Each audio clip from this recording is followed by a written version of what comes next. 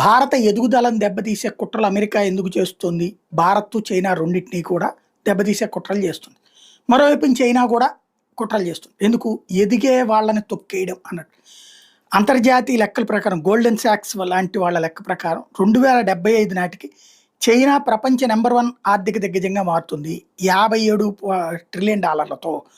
రెండవ స్థానానికి ఇండియా చేరుతుంది $52.5 ట్రిలియన్. అమెరికా మూడో స్థానానికి పడిపోతే $51.5 ట్రిలియన్.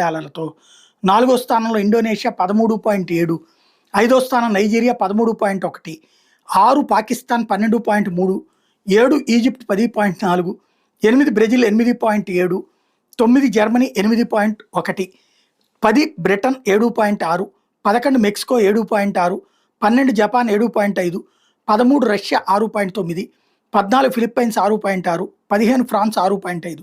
ప్రజెంట్ అయితే కనుక నెంబర్ 1గా